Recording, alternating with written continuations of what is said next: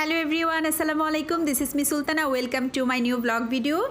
জুম্মা মুবারক সবাইকে। তো আজকে যেহেতু ফ্রাইডে স্পেশাল রান্নাবান্না হচ্ছে, তো আপনাদের সাথে শেয়ার করব কি রান্না করছি। আমি গরু মাংসটা সকালবেলায় ফ্রিজ থেকে নামিয়ে কেটে ধুয়ে মেরিনেট করে 1 ঘন্টার জন্য ফ্রিজে রেখে দিয়েছিলাম। তারপর বিসমিল্লাহ বলে রান্না বসিয়ে দিলাম।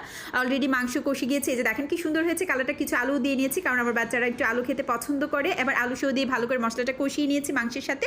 এবার গরম ঝোল দিয়ে হাইটে রান্না করছি। অলরেডি বলক চলে আসছে। আবার অল্প আছে ঢাকনা দিয়ে রেখে দিয়েছিলাম। এবার একটু ফোড়ন দেবো, রসুন কুচি, পেঁয়াজ কুচি আর শুকনা মরিচ দিয়ে আমি ফোড়নটা দিই। ফোড়ন দিলে তরকারির টেস্ট এবং ফ্লেভার দোনোটাই ভালো আসে। এই যে দেখেন কালার আলহামদুলিল্লাহ অনেক সুন্দর হয়েছে। আশা করি খেতে ভালো লাগবে। তো হয়ে গেল আমার আলু দিয়ে গরু মাংসের পাতলা ঝোল। এবার অল্প আছে ঢাকনা দিয়ে রেখে দিয়েছিলাম।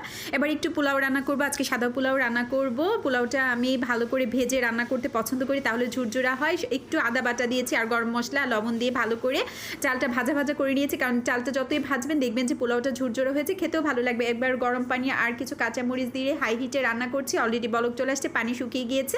আমি একটু করে আলতো করে নেড়ে চেড়ে দিচ্ছি। আপনারা চাইলে লিকুইড দুধও ইউজ করতে পারেন, কিন্তু আমি পাউডার দুধ দিলে মনে হয় যে টেস্টটা ভালো আসে। এবার 3 চামচ পাউডার দুধ দিয়ে ভালো করে মিক্সড করে অল্প আছে আরও কিছুক্ষণ ঢাকনা দিয়ে রেখে দিব। এভাবে পোলাও রান্না করলে কিন্তু আমার বাচ্চারাও খেতে স্বাচ্ছন্দ্য বোধ করে। আর আজকে ফ্রাইডে যেহেতু একটু স্পেশাল, তো রান্নাবান্নার আয়োজন করে নিয়েছি। তো ভাবলাম যে ভিডিও করে আপনাদের সাথে শেয়ার করি। আমার ভিডিও যদি ভালো লাগে লাইক কমেন্ট করে অবশ্যই পাশে থাকবেন। তো আমার পোলাও রান্না কমপ্লিট। এই যে দেখেন কি ঝুরঝুরা হয়েছে। এই ঝুরঝুরা পোলাওটা কিন্তু গরু, মুরগি বা ভেজিটেবল, মাছ ভর্তা যে কোনো কিছুর সাথে খেতে ভালো লাগে। এবার উপর থেকে কিছু পেঁয়াজ বেরেস্তা দিয়ে ঢাকনা দিয়ে রেখে দিয়েছি চুলার উপরে। চুলার আঁচ বন্ধ। এবার একটু মাছ ভর্তা বানাবো। মাছ ভর্তার জন্য এখানে আমি আলু স্লাইস করে কেটে নিয়েছি আর কাঁচামরিচ একটু পানি দিয়ে সিদ্ধ করে নিয়েছি। পানিটা যখন শুকিয়ে গেল একটু তেল দিয়ে লাল লাল করে ভাজা ভাজা করে তুলে নিব।